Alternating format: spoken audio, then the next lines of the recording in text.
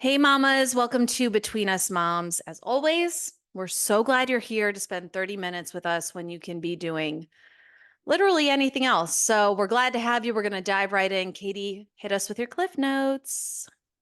Okay, this is this is big for us. Kaya is almost 10 months old and has never been sick until a few days ago. I think I still am unclear as to what is going on. Um, so let me explain. Okay. On Today is Monday, the episode goes live Tuesday. Okay, so on Thursday, around like 2 o'clock, I want to say. She was just acting really fussy, and I felt like I should take her temperature. So I took her temperature, and she had 100.6 fever. So I freaked out. I know that that's low now in talking to the pediatrician and talking to other moms, but I've never seen her with a fever before. So I call the pediatrician and they're like, I was like, do I need to bring her in? They're like, no, no, no, no, no, that's a low fever. They kind of explained what to do, put her in like a loose onesie, don't have her all bundled up despite all the old wives' tales, give her some Tylenol, monitor her, et cetera, et cetera.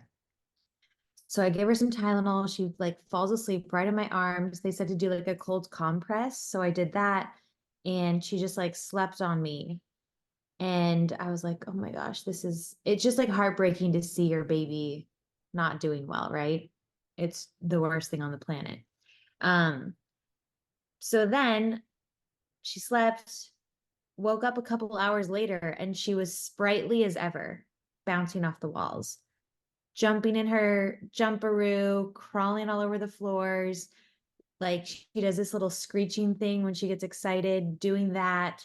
Um, and I was like, is she okay? Like, what's going on? The fever seemed to like subside. And then later that night, her fever came back a little bit. And I was like, what is going on? So then I'm like, maybe she was just teething, which now I think is what was going on because she has now two extra teeth that have fully poked through. So she has four teeth. Fast forward to this weekend. So she's been fine. And then last night she threw up in her crib after we put her down. And I was like, maybe it's because she ate. So she really likes turkey meatballs. Mm. And Very pasta. interesting. Yeah, she's an Italian at heart. Um, And so we cut them up like really tiny, and she was like scarfing it down like with her broccoli last night. And I was shocked. I was like, what is like she doesn't ever like scarf food like that. But I was like, maybe she really likes these turkey meatballs and maybe she really likes this broccoli today. So we put her down at her bedtime around like 6:45-ish. And we heard her kind of like fussing and crying. We go and check on her and she threw up. And we're like, what is going on? Check her fever. She has like a very, very slight fever, like 100.1 or something. And we're like, which is which technically is not a fever for a baby. right, right. 100.4 is a fever for a baby. For a baby. So we were like, what the heck is going on though? It's still warmer than she normally is. And then she kind of started coughing a little bit, like a very minor cough. And we're like, is she sick? But then sometimes I'm like, is she fake coughing? Because now she knows that we kind of like rush to her when she coughs. I like that you're nodding because this has Yeah, I happened. know. All this is so familiar. So we give her a little bit more. I gave her some water, and then I give her a little bit more milk, put her back down. She did wake up throughout the night more than she normally does. Like she normally sleeps through the night, but last night she was up at like 11, I think, gosh, around like 1:30 or so. And Jason first heard her on the monitor. And then I was like, what? I was kind of like groggy and I was like, what's going on? So then I went in there and kind of like took over and kind of rocked her back to sleep. And then she was totally fine until about like 5:30 this morning. Same thing. But now this morning, she like wouldn't really drink any milk. She wouldn't really take any water. She was like hitting the bottles away from me, hitting her sippy cup away from me, but also a burst of energy and like wanting to crawl everywhere, play with toys. And I'm like, what the F is going on? Do we need to call the pediatrician again? But are they going to just be like, lady, you don't need to come in here. This is normal. So that's what's going on. So First of all, I think we jinxed Kaya because literally Thursday morning when we were recording the podcast, you said she's never been sick. And I said, yeah, that was like Dylan. She didn't get her first, fever or sickness until later because they have nannies and they're not in daycare. They're not around other kids. We're pretty, isolated ish. Like we're not bringing home all the Right. germs or anything. And then Right. a couple hours later, you're like, she has a fever. And I was like, fuck, we totally jinxed her. So I want to Opportunity. apologize. I feel like we did this to your daughter, but also you were really scared. And any mother who has a child has been through that first fear. And I told you, I remember Dylan's like it was yesterday because it was late at night. She spiked a really high fever and her feet and hands were on fire and she was miserable. And I remember I was sobbing because I was like, what do we do? Babies just get these high fevers that to us as adults feel like, oh my God, she's gonna die. She's gonna have a Yeah. seizure. Cause that does And happen. If babies have too high of a fever, they have a seizure. That's happened to a friend of mine. So your mind goes to the darkest place. But you had mentioned her teeth that same day. And I was like, I bet she's starting to get molars in or like something's popping up, which could also be why she's refusing food. But that first sickness is so hard on the parents because you just feel helpless. And let me tell you, I had our LA pediatrician on speed dial. And when we moved, I'm pretty sure he had some kind of like party celebration because it's like a concierge pediatrician. It was very bougie. And I was using that speed dial number like I'm paying you for access. So I call. The thing is always call because then at least you have peace of mind from a pediatrician, not your friend Hallie on the other line of, you know, your entertainment journalist friend. It's coming from a medical professional, but she's fine. Don't worry. Yeah, I think she's fine. It was just, oh, it was hard on the heart. And then it's confusing. Like I've never wanted my baby to be able to communicate with me more. Like what's Mm, going on? Like, does your tummy hurt? Do you have a cold? Does your throat hurt? Like you just want to know so you can fix it. And they can't tell you. And so it's just so frustrating. All that to say, I do think she's going to be okay. She's super energetic. It's not like she's lethargic or anything. She's just not as like she was really hungry last night and then this morning she's not hungry and so it's confusing. It's yeah. confusing. And it's not a one size fits all thing. And so yeah. Yeah. And the refusing food, by the way, I remember calling my pediatrician about that. And he was like, listen, if your kid is hungry, they're going to eat. Don't worry. You're not going to starve them. Just offer them food, offer them the bottle. And when they're hungry, they will eat. It won't get to a point where they're like starving themselves. And, Right. Right. so just don't worry about it, is what he told me. Okay. So, So that's sort of what they told me too. I have a really quick part too, and that oh, is that I've started wearing my belly band again. oh, okay. Mostly because I mean the bump is bumping. Mm. But it's so hard to like constantly be picking up your child while you're pregnant and while you're smack in the middle of like we're right in the middle of the pregnancy now, like we're at the halfway point. And my back like starts hurting. And I'm Oh, like, yeah. am I pregnant? Do I need more support? Like what is going on? So the belly band is fully back in action. Don't be a hero. Like, It's what are we trying to prove? It's so unsexy. Like the other day, I had a maxi dress on and I literally lifted up the maxi dress to like put the bump band around me. And Jason was looking at me like, what, what's going on? It's sexy, Jason. It's And I sexy. was She's like, carrying your baby. We need a little extra love and care in the bump. I never did a bump band. I wow. think you and I carry the bump different, We do because I have a shorter torso than you do. and mine's super long. So it's like, You my have bump more kind of space. spreads out, and yours is just like this real cute little basketball? It's like such a bump and it just feel like the pressure. Ugh, Yeah. it's Well, it's and not after a C-section, don't you have to wear those bands around your waist anyway? for recovery, they say you can. It's never like mandatory, but I ended up doing that Yeah. just for relief. And then yeah, the high-waisted thongs. That was a fun sex. Girl, how And that about was those scented Depends adult mm, diapers that they make pink and put a purple bow on? I was like, who at the Depends HQ decided we need these to look cute because I'm not trying to seduce my husband in these diapers. Let me tell you right now. So they just make them ugly and beige. The lingering smell of those is like still sits with me, but don't you feel like they're somewhat more comfortable than what they give you at the hospital? Because for me, what they gave me at the hospital was an effing giant pad and these weird brief, like I don't even know what they were, like spandex brief things, like white with like a gray and a green stripe around them, and then the pad, and I was like, this is horrific on every level. Yeah, And they're they mesh. called out. Yeah, and got me It's like the gauze underwear that you put a pad in.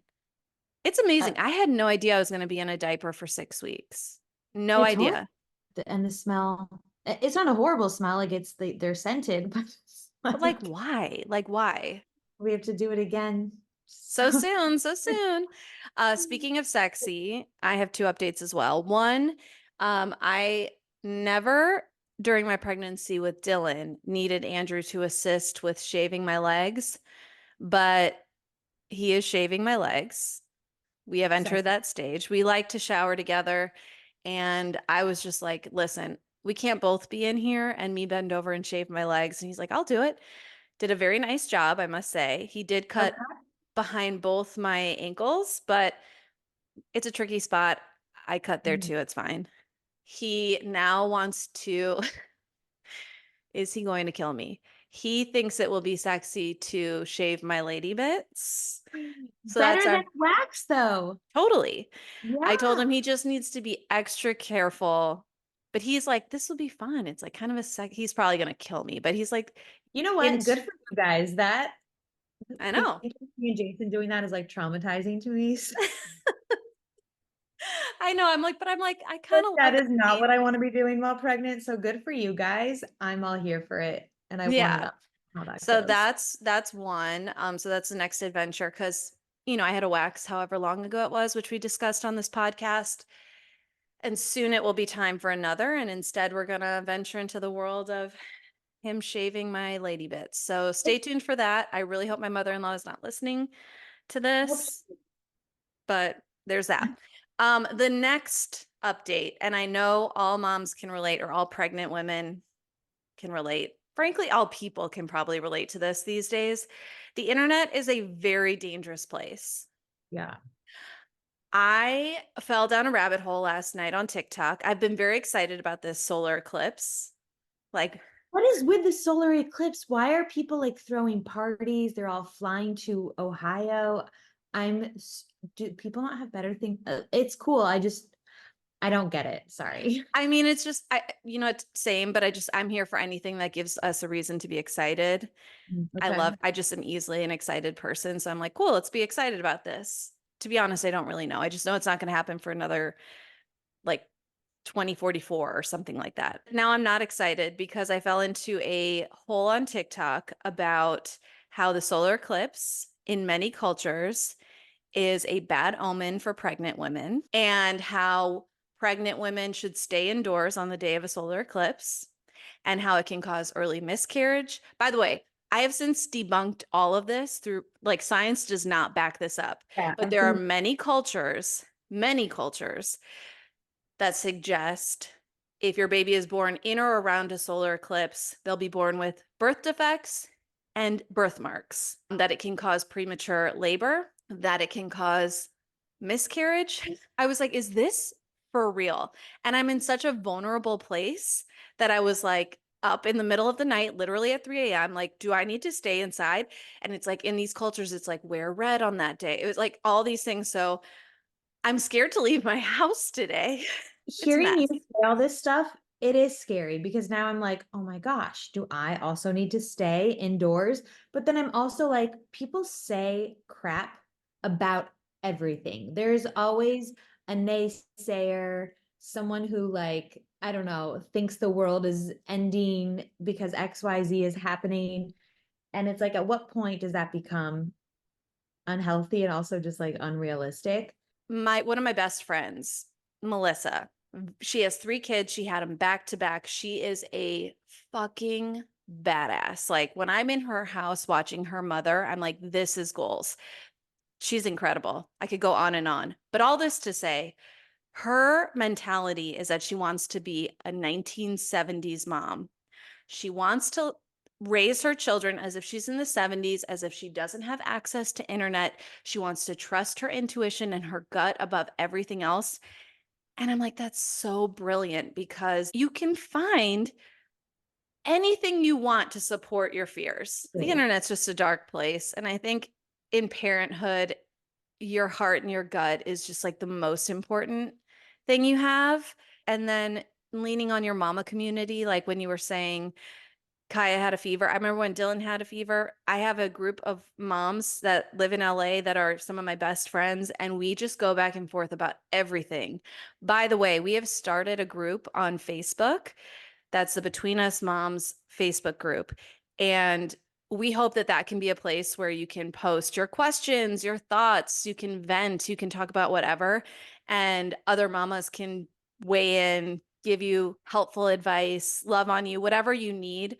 We're already finding that it's a great place for that. So find us, we'll let you in. It's a private group, so it's safe. People can't see what you're saying there, and we will keep it loving.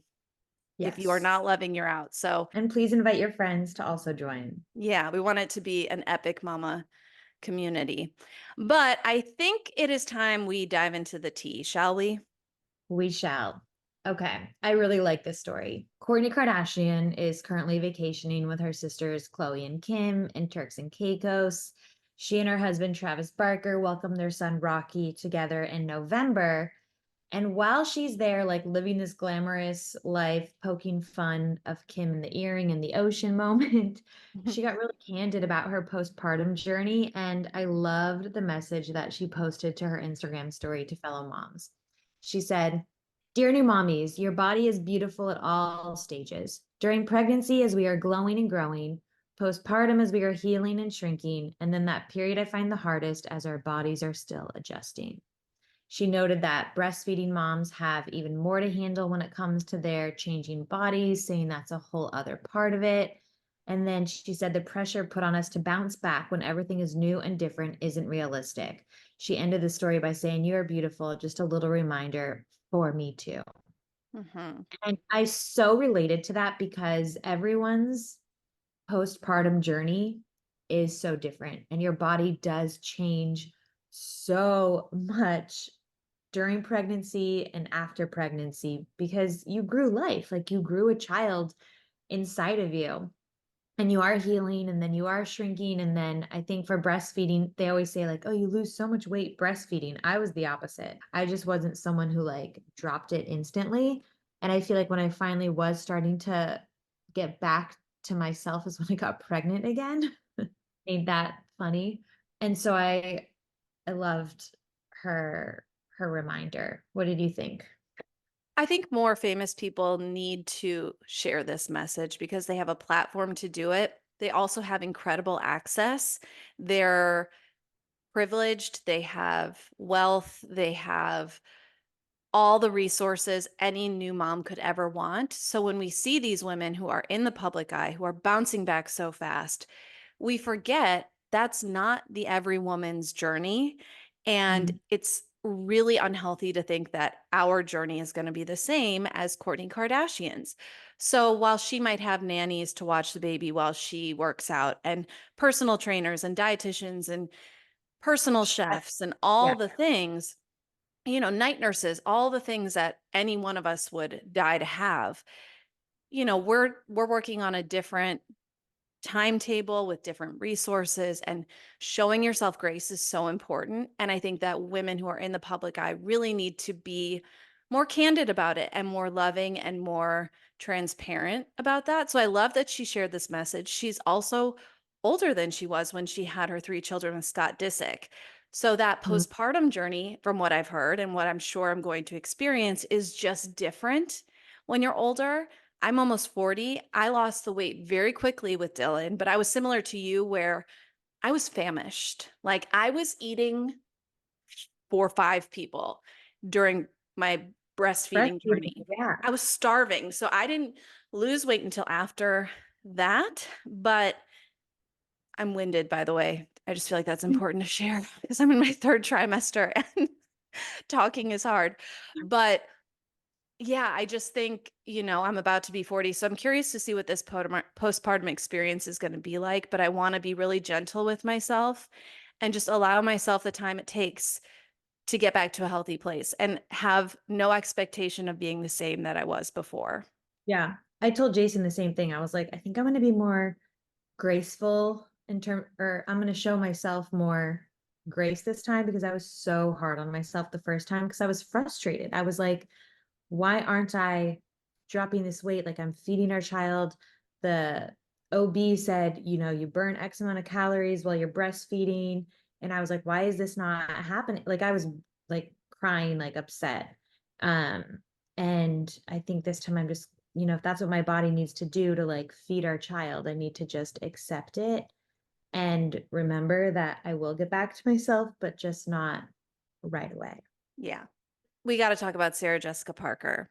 I'm obsessed with this. I totally subscribe to her theory. She appeared on this week's episode of Ruthie's Table for Four podcast and told the host that when she was growing up, she was never allowed to have any kind of sugar in her house. So when she moved out, all she wanted to do was like go nuts and have, all the sweets and all the junk food. And she doesn't want her kids to have that same relationship with food. She has three children, 21-year-old son James, and then 14-year-old twin daughters Tabitha and Marion with her hubby Matthew Broderick.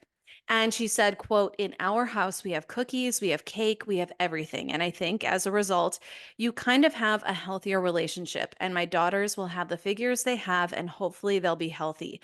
I didn't want them to have a relationship with food that was antagonistic, or they felt like this was their enemy and that they were going to have to sort of like stake out a position with food. I love that. And I actually feel the same way Mhm. about alcohol because I grew up in a house where my parents said to me, we trust you, we love you, we have the kind of relationship where if they weren't dumb. They knew that all my friends were drinking in high school, but they said, if you're going to do it, we want you to be honest with us. We want to be there for you. We want to be the person you call if you need a ride. We want you to make good choices. And it never was taboo for me. So I didn't drink in high school. And it's like if you grow up with a pantry that's full of healthy options and junk food, and you kind of just don't make anything off limits, you kind of foster this really great environment where your kids get to choose for themselves. And I think more often than not, they're making healthier choices. What do you think? I totally agree with you.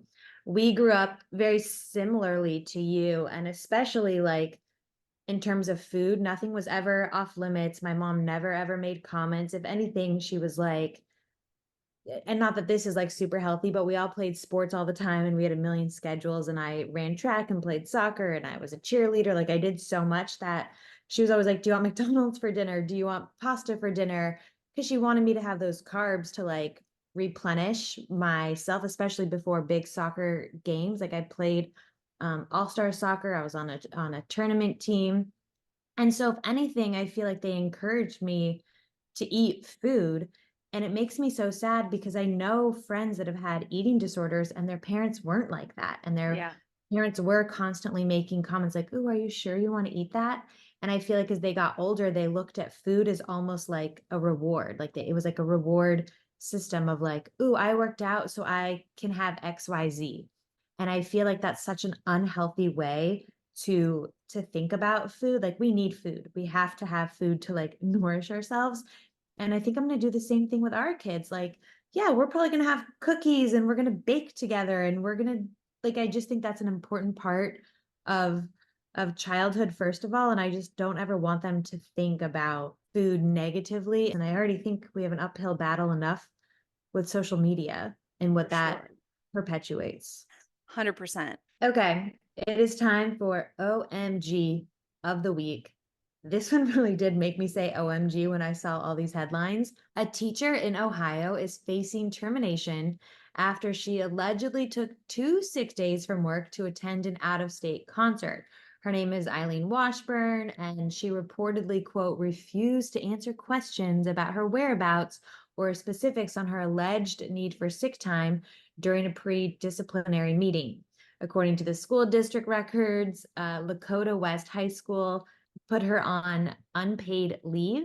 The school board noted in a copy of its resolution that she falsified sick leave and that she then told colleagues she was attending a show in Nashville. I feel like it's important to note that she's worked as a varsity softball coach, a student government advisor, a yearbook advisor. She's also a mom of two. I have a lot to say. So Oh you my go. God. Me I'm like too. so mad. Me too. My mom is a retired teacher. My sister's a teacher. Let me just start by saying they are saints. You think you're tired after a weekend day hanging out with your toddler? Imagine having a room full of sassy kids. I'm sorry, they're not paid enough. They're not appreciated enough. Take all the sick days you want, sis. I go live your concert life. Where she Mm. fucked up was telling people what she was doing. I just think teachers deserve the world. We have a complete crisis in our education system, and it's only going to get worse. And it's things like this that are making teachers leave in droves. So if you're a teacher and you're listening to this, I just want to give you your flowers. You are everything. And Yeah. to this woman, if there is a petition going around to help you keep your job, I'll be the first one to sign it. Same, same. My mom is also a teacher, and this is so infuriating to me because teachers work their butts off. And I also think this goes a more than just teachers. Why are companies treating good employees like crap?